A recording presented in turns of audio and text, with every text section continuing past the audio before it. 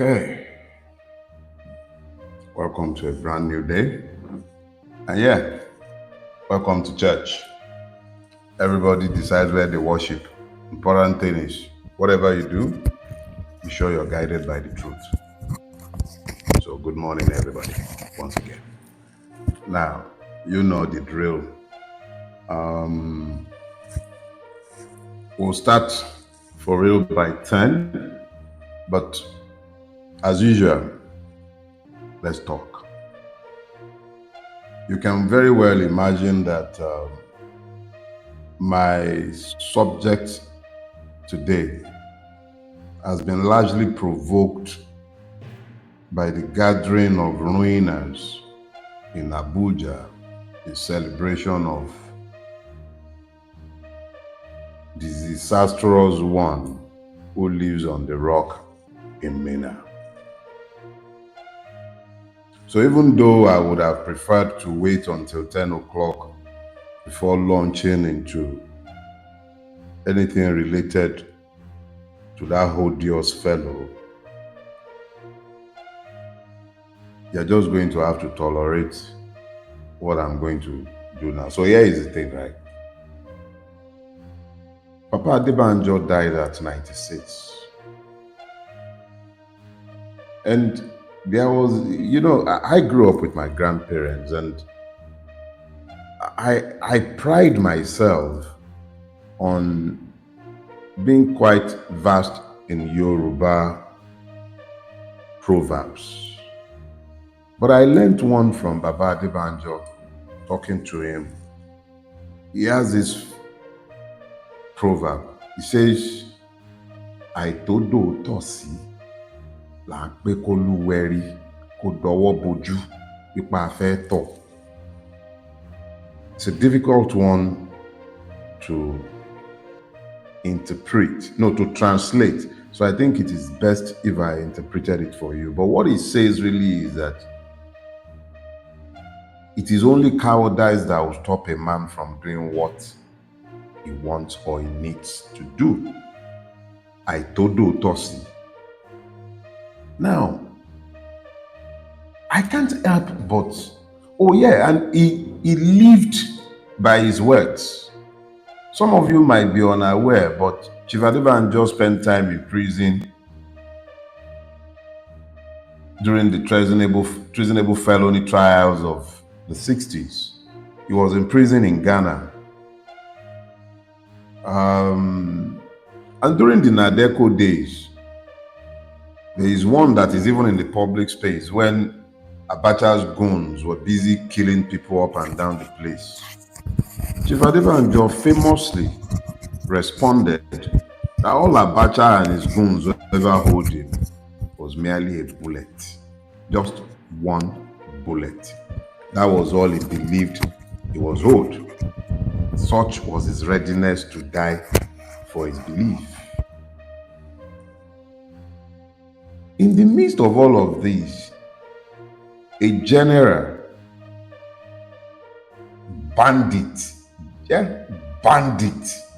everything about him associated with one perversion or corruption, had only one task to perform so that he might perhaps find some redemption.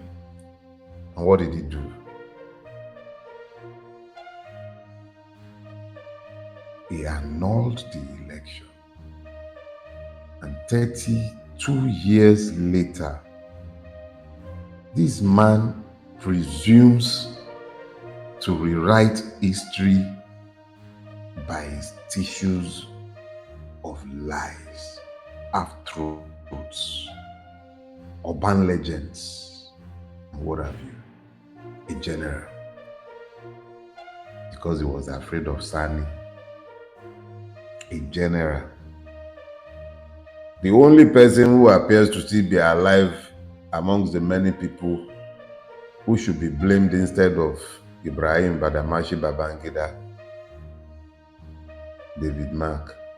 That's the only one I think that is still alive. Every other person, they are all dead. Yorùbá will say, "Ẹni tó bá fẹ́ parọ́, alẹ́lẹ́rìí òun wà lọ́run." those intent on lying always have dead witnesses. All of Babangida's witnesses are dead. Oh yeah, and I got told a story about that book launch, or is it line launch, or whatever launch. I'm told that even royal heads were busy fighting at the entrance to enter. Because just like everything associated with these ruiners, they couldn't even organize a book launch without stress. I was told of an Oba from Yoruba land. I won't mention names and I won't bother to describe. With his staff and office and crown and everything, they were busy pushing him around because he wanted to enter and the hall was full. I was told of a presidential candidate who was told he had no space in the VIP lounge. And yet, they were all busy jostling over each other to be in a place that merely validates the lies, the evils that have overtaken Nigeria. Who and who responsible for the ruination of Nigeria wasn't sat in that room, and even the wannabes. Don't let me go into that. Some people might, for whatever reason, believe themselves obliged to be there. But as far as I'm concerned, if you had anything of value attached to history and your place therein, you really had no business in that gathering. The road to the elections of 2023 came through 1993. It was history repeating itself 30 years later. And the only reason it stood is because other frauds had stood in the past. IBB started it. Obasanjo reinforced it. There is nothing Bulaba is doing in power today that hadn't been done by those who occupied the seat before him. And each and every one of those who believes that there is some sort of redemption that might be found within the current system merely fools themselves. It is not my job to make you feel good with yourself, but it is my duty to tell you what I believe to be the truth.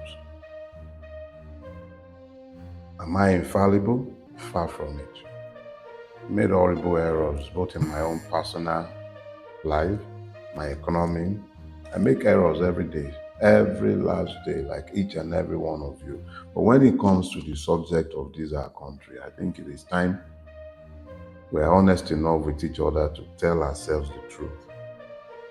However long we travel along our current trajectory, in the absence of an urgent reverse from our current trajectory, Nigeria will be destroyed by the lies that it has deified. It is sometimes quite disheartening when one is presented with the shameless spectacle of what took place in Abuja. It is quite disheartening. Disheartening that men are so completely lacking in sense of shame that they could not even see how the entire spectacle inverts normalcy and defines the insanity that has overtaken us. Enough said. And that is that as far as that is concerned. Go a few seconds before 10 o'clock. And then we can deal with this week's sermon. I see that question. When am I going to sue? My people says, Urukota Bama Somo Eni. ẹni ló ń gbé, and action speaks louder than words. That is not to say you shouldn't speak, but when you are done speaking, act. I've spoken enough on the affair issue. I reserve my further actions for the courts. Good morning, everybody, and welcome to a brand new day. And yes, don't worry, we're working out arrangements to ensure that we collect your tithe and offering when you come to church going forward. Yeah, yes, make no mistake about it. This is church. You could have been in one of your churches, but you have elected to be with me this morning. So please, welcome to church. Now, for those who came earlier, you're already familiar with the provocations that led to today's topic. Now, here is the thing. I hate reactions. I don't like reactions. Reactions are for, usually, unless it's a reaction born of urgency, reactions are actually for less intelligent beings. Responses, on the other hand, is what the intelligent being would do. You'd assess the situation if you have time, you carefully study it, and then you respond. Response means that you're not being emotional. So let's just say that I might be a little emotional this morning. I have tried my best, and I will try my best to keep this as unemotional as I possibly can. But when you consider the fact that I am necessarily talking about events that shaped my youth, or rather that defined my youth and has shaped my life and defined a lot of the choices that I have had to make in my life. My subject this morning is titled The Land Devoid of Memories. You heard that right. The land devoid of memories. I love my definitions, but this one is pretty straightforward. I was going to title it The Land of Amnesiacs, people who forget too easily. Nigerians almost always remember nothing of consequence, but they also forget nothing that divides them. Even the evidences of their own highs are quickly forgotten. And in their intentional purpose of forgetting, they deny the evidence of their own sight. Yorubas have a proverb. They say, "Bí ọmọdé ò bá bátan, dandan ni kó bá àrọ́bá, àrọ́bá sì ni bàbá àtàn." I'll interpret for you. You say that even if the child does not have recorded history, ìtàn, he must have the oral history, àrọ́bá, something told by somebody who was there. So even if it has not become the stuff of legend to the point of notoriety where nobody is arguing about what are the facts, for you to meet it as part of the history of your people or of the space occupied by you, there must be someone, because if it's contemporary history, there must be someone who witnessed it and who can tell you what happened.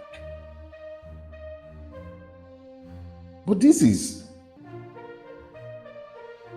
for a people who do not just dwell in the present. This is the memory, the capacity to remember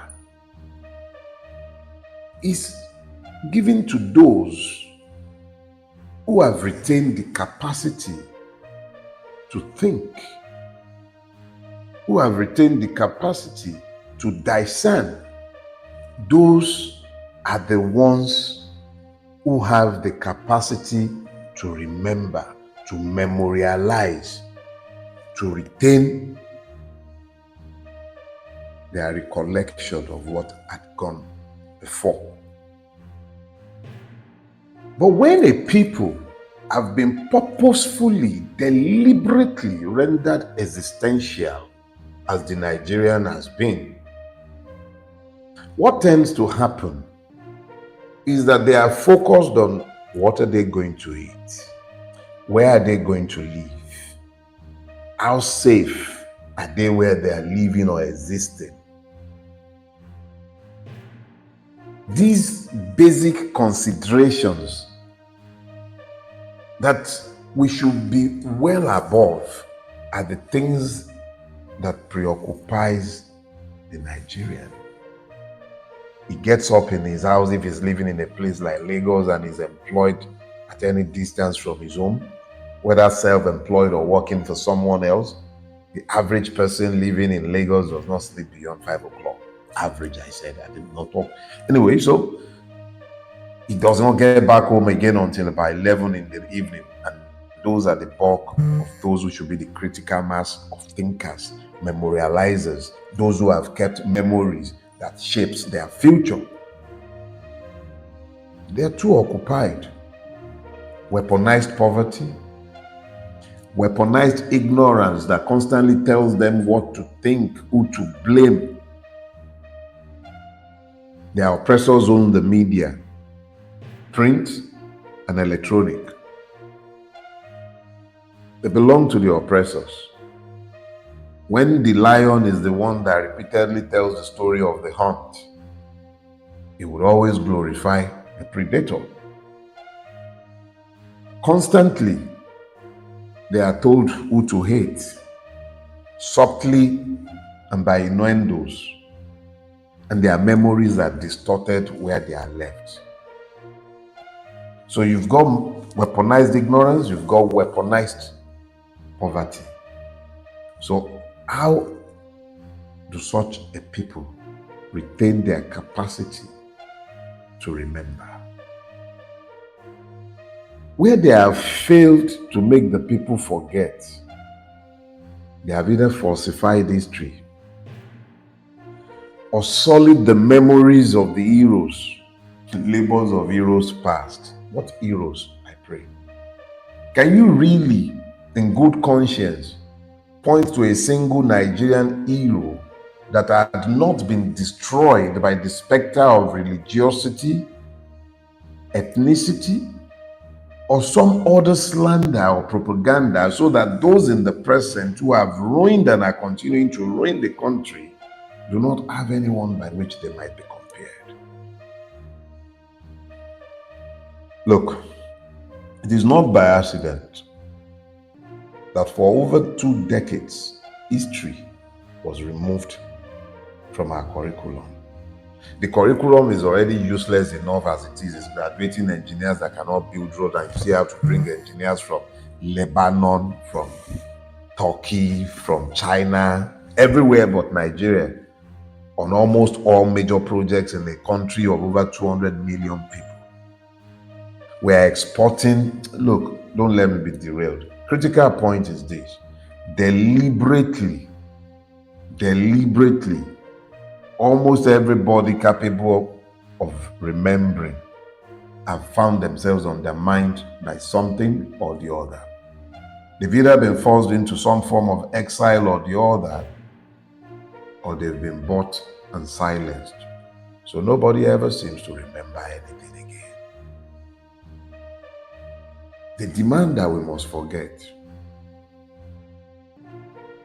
And you know, the thing about our memories, and it is critical that we never ever forget this.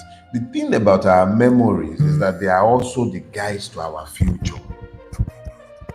Your memory of what transpired the other time would help you to remember what choices to avoid today. Look, let me share something with you. After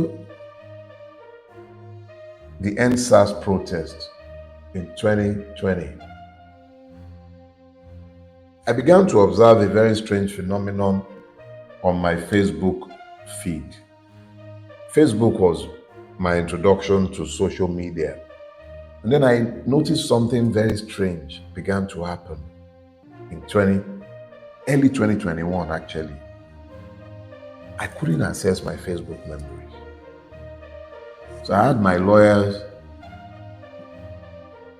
write a letter to Facebook for no reason whatsoever. Every other person could access their own, but I couldn't access my memory. Some people who posted stuff that I had posted years before were able to repost it, but I, the original person who made the post, just couldn't access my memories. I came into the public space around this time and I mentioned it. And then after a while, after like 2-3 years, it stopped. I could access my memories again. And it reminded me of something that had happened, a debate that had taken place between myself and my assistant. I had religiously demanded that my memories on Facebook be reposted on the anniversaries. And the reason is very simple. My reason is that I had found that as long as you have told the truth, memories are consistently repeating what had been said in the past, and it was still speaking to things that were happening in the present that would suggest that nothing had changed. And then I realized very quickly that the truth has prophetic properties, but those are truths found, and those are words that are found on truth. So I now began to realize that one of the reasons my Facebook memory was being attacked, and I say that deliberately, was an attack by Meta and the Nigerian government. It was because my words were beginning to take on the gaps of prophecies. My memories, when repeated, began to seem like prophecies that were given years back, but they were no prophecies. They were simply the truth that I spoke about what I was looking at in the moment.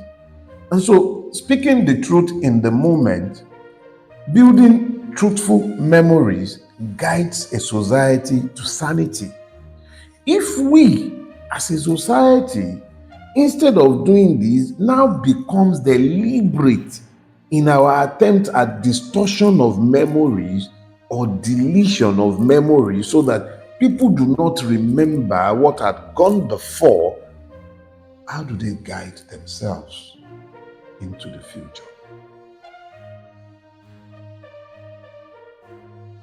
Sometime in this last week,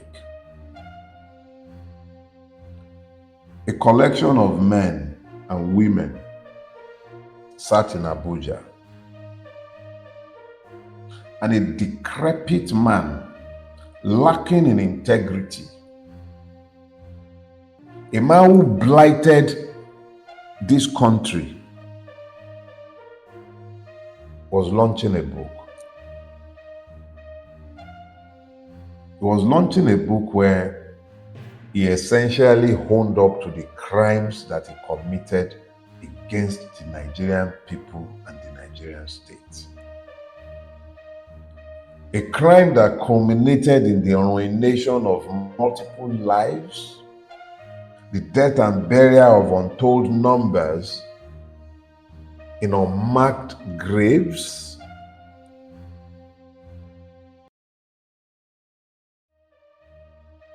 He didn't tell us, by the way, who killed Dele Giwa.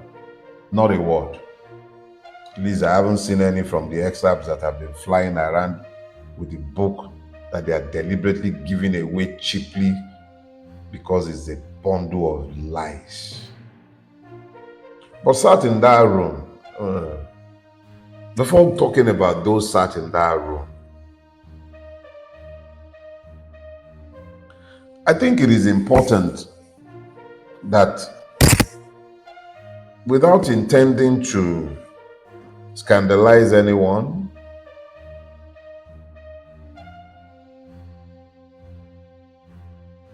I must draw this parallel quickly.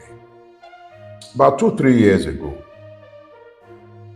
I ran into some video of members of the family of a dead politician, one of those who was actually murdered by the coupists in the first coup.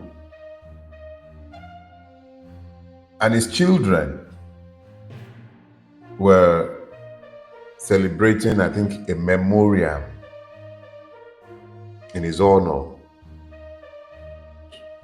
But here is where I was. At the point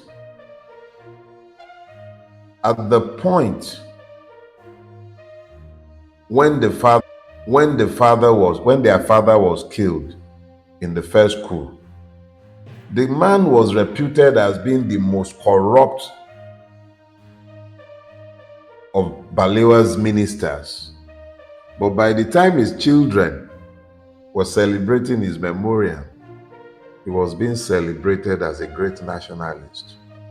This is possible in a society that has failed to document its history, or that has resorted to a distortion of history,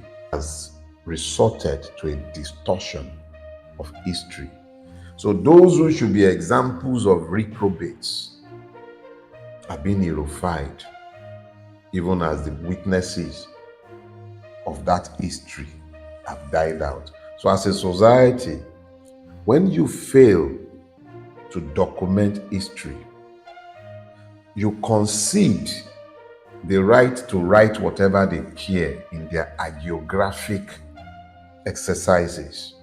So yeah, Babangida can sit down, probably pay some fat cat ghostwriter, tell his story of disservice to a people and to the memories of multiple persons whom he disrespected with his many lies, half-truths, and urban legends.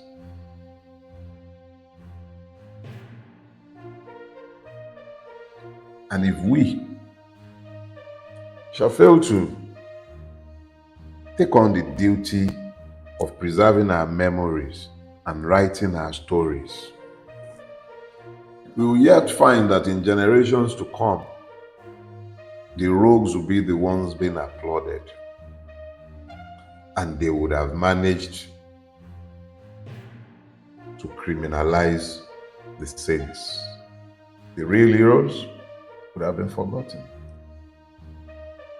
And then in that all, you have what I would call the mutual validation club.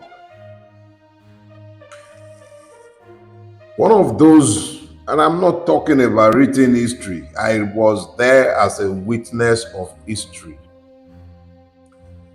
I remember Chief Obasanjo, or shall I say General Obasanjo, in that season, talking about how Abiola was not the Messiah that Nigeria required. And when that Messiah came to power in 1999, stepping on the blood of Abiola, he did nothing to acknowledge the sacrifice of Abiola. He spent 8 years running away from the ghost and shadow of Abiola. And in looking to erase Abiola's memory, he desecrated even the memories of all those who lost their lives in the struggle for the actualization of June 12. The many lies about Abiola began to fly around in those days to justify painting him out and refusing to acknowledge the sacrifice. Oh, the mutual validation club was right there. Obasanjo was in attendance. And there he was, even as Ibrahim Badamashi Babangida was acknowledging what we already all knew. MKO won the election. So what was IBB telling us? Oh, I forget. The Mutual Validation Club was right there. The Jagaban of the universe, who today sits in Aso Rock, a beneficiary of Abiola's sacrifices, was also sat there. And don't worry, I'm sure Mr. Peter Obi already knows exactly what I think of his attendance at that gathering. Nobody sat in that gathering covered themselves with any glory. It shows a crass lack of sensitivity for those who have suffered and are continuing to suffer as a result of what happened in 1993. IBB will be forever defined by the evil it did on that day, or rather to that day. IBB is busy pontificating and blaming everybody but himself. A gathering of vultures. So let's be clear. All those who gathered there were merely members of a mutual validation club.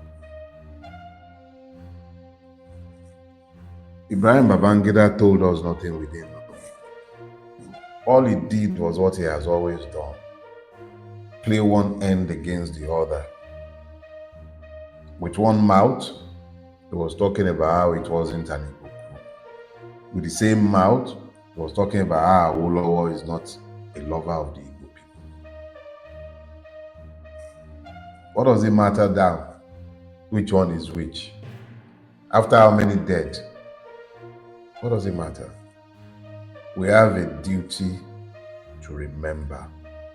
Because in this land, we're becoming a land of amnesiacs. We remember nothing of consequence, but we also forget nothing that will divide. The Igbo this, Yoruba that, Fulani this, Hausa that, Ijaw that. There is always a reason to be divided. There is always a reason to be divided. Or have you seen them divided in their gathering of vultures? You forget too easily. But they never forget how easy it is to confuse you. They always stick with the script. We owe a debt to those who have died, not to forget. We owe a debt to ourselves who are yet alive, not to forget. We are the sum total of our memories, and when we as a collective forget everything of importance, how do we guide ourselves into our future? We owe a debt to those who have died. Moshood Kashimawo Olawale Abiola is no more today. He can't speak for himself. All the pernicious lies that have been told since his death to justify the annulment of the election, they were merely afterthoughts. I voted in that election. I wasn't a child. I was old enough to vote, and it was the first election in which I voted.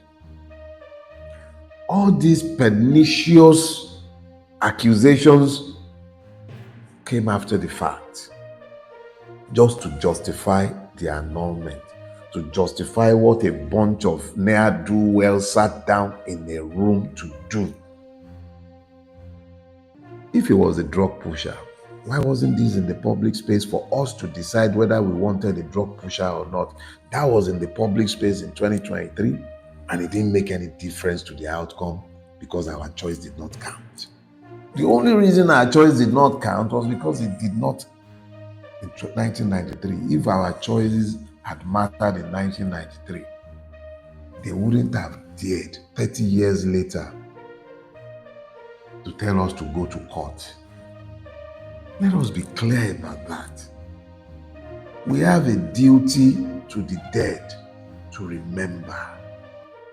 Those who died, whether they were active participants in the protests against Babangida, the subsequent ruination under Abacha, everything that followed from June 12, 1993 till date, all the evils that have overtaken this country are traceable to the many actions of Ibrahim Badamasi Babangida before June 12, crystallized on June 12.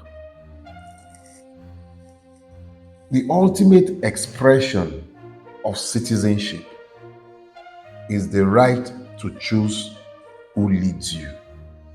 That is the ultimate expression of citizenship. In the absence of the right to choose your leaders, you are not citizens, you are subjects. I expressed my right as a citizen to vote on the 12th of June 1993. That right was taken away from me by a group of thieves led by Ibrahim Badamasi Babangida, ably explained away by General Obasanjo, originally resisted by the likes of Bulaba, who are today beneficiaries of that evil, but have all forgotten and are today more repressive than what we all fought at that time. Please, you have a duty to remember. We cannot be the land devoid of memories because your memories guide your future. In the absence of memories of where you have been, how do you remember where you are going? Yorùbá will say, "Tọ́mọdé bá ṣubú, àwòwájú, bàgbàlagbà bá ṣubú, ẹ̀yìn ló ń wò." If the youth stumbles, he looks forward. When the elder stumbles, he looks back. The only reason he's looking back is because he wants to know exactly what is it that he just tripped over, given the fact that he's been around the block many times. He should know better. His memory guides him to demand to know why. What is guiding us to demand to know why? Do you really believe that 2023 would have happened if 1993 had not happened? When are you going to make these critical connects? IPOB can never repay the debt he owes. Only God will demand recompense of him, because obviously those who have come after him have been even more worse than him. So, make no mistake about it. IPOB told no truths that were hitherto unknown. And he admitted to the most controversial of all, only in an effort to subjectify every one of the many lies by which he has defined his life. So move on. If you're looking for truth, stop doubting your own memories. Look for truthful accounts of history. And look for those who will tell you the truth. Do not be the land devoid of memories. Be careful where you read your history. Ibrahim Badamasi Babangida is not a witness of truth, and his place in the gallery of rogues is all but assured. And he said, I will see you all next week. And when you're coming to church next week, come with your tithes and your offering. And before I go, it is critical for all of us to remember this. In the absence of electoral reform, and I mean meaningful electoral reform, one that allows for independent candidacy, one. Two, that demands transmission of results from Beavers to IREV, not at the discretion of INEC, but compulsory transmission. Diaspora voting. Those are the three legs of electoral reform that might make 2027 meaningful. In the absence of that, don't waste your time. Don't waste your time. Even with that, you still have to be vigilant. But in the absence of that, don't waste your time. You see the politicians moving from one party to the other. The political transfer season has commenced. But the only commodity in that market is you. Whilst they are busy uniting themselves, finding mega platform, forming party and alliances, you see the short devil of Kaduna trapezing up and down the place. You see, I'm sure you've seen Brother Atiku going on his pilgrimage to Aremu, Kwakwanso going up and down the place. All politicians doing their things. Their transfer season has opened. You, the commodities, find yourselves before it's too late. The only way you matter is if your vote counts. Your vote must count.